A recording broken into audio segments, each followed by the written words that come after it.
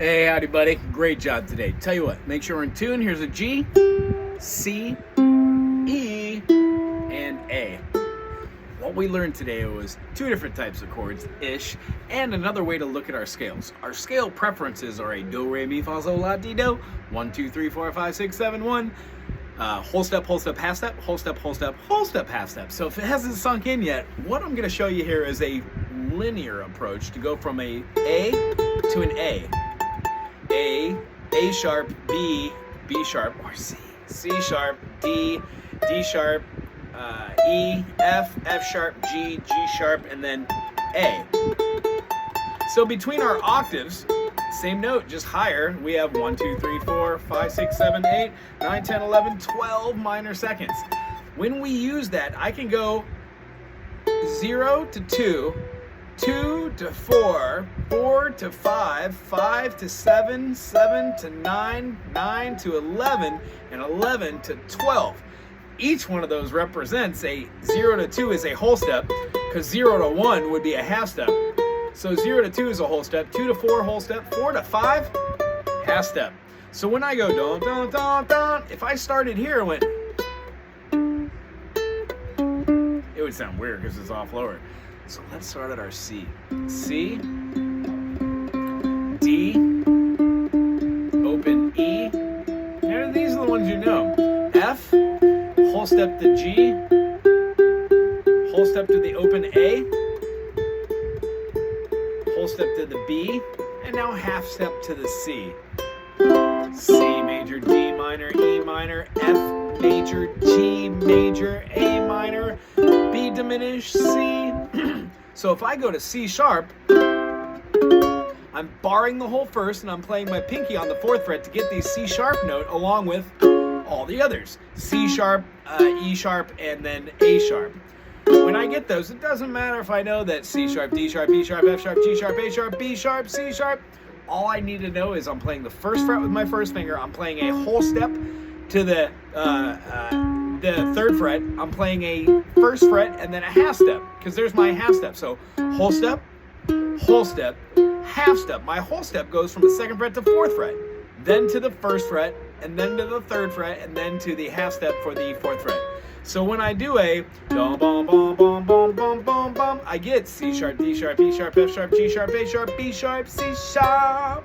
Key of D, I got 2 sharps, F sharp and C sharp, the 3rd and the 7th. D, E, F sharp, G, A, B, C sharp, D.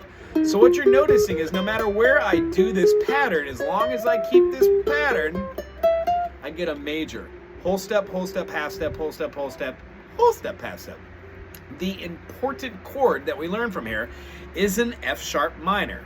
The way that we make an F sharp minor is there's 2 schools of thought. You can either look at it like being like a G major, and then instead of playing a G major or a G major 7, I'm actually playing a G dominant 7 or a B diminished. I take this type of shape right here, starting on this F note with the 2 bookends, and I just move it all the way to where it's starting on the C sharp rather than the F, and then I build my bookends on the high G and the E. My pinky will go out to the 4th fret to give that same C sharp note. That gives me F sharp minor, opposed to F minor. This is an F minor in the 2nd fingering. If I were to play F minor in the 1st fingering, it would look like this, you know? And then if I were to play F major, it looks like this. So the difference between an F major and an F minor is I put this down a half step and play those. So bookend, 1st fret on the E and the G string, and then the C note. But I can't move this up because I'm not able to use this finger to get that C sharp I need.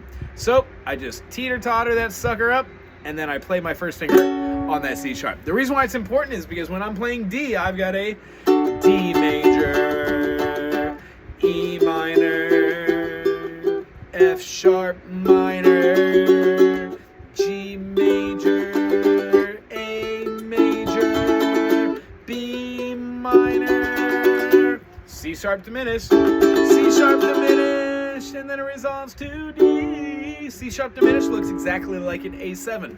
Why? When we take the 5th of any chord that we're in, so we're in the key of D, D, E, F sharp, G, A. When we make this A major, not an A major 7, but an A7, it becomes our 7th. In the key of G, which you already know how to play a G major, A minor, B minor, C major, D minor, E minor. Remember our F sharp diminished? It looks like a F sharp diminished has the 2 bookends here and the C up top. That's nothing more than a D major turned in from a D major 7. D major 7 is the same chord as an F sharp minor and harmonically, but don't worry about that. We'll talk about that later. And then getting rid of the C sharp, opening that up, and then moving the C sharp down to a C gives you a D7, or otherwise known as a F sharp diminished, which resolves to the G. So this week, instead of having C, C, D, E, F, G, A, B, C, C, D, E, F, G, A, B, C, we have C sharp, C sharp, C sharp, D sharp minor, E sharp major, F sharp major, G sharp major, A sharp minor, B sharp diminished, resolves to C sharp major. What I did there for all those chords is I just barred the whole 1st fret and I played the shape that associates with these. C major, D minor, E minor. I just did it in 2nd fingering, scooted up and used my bar chord. It's really huge. Other than that, you can use broken chords, and we'll talk about that next week. I really enjoyed seeing you. Not next week, week after next.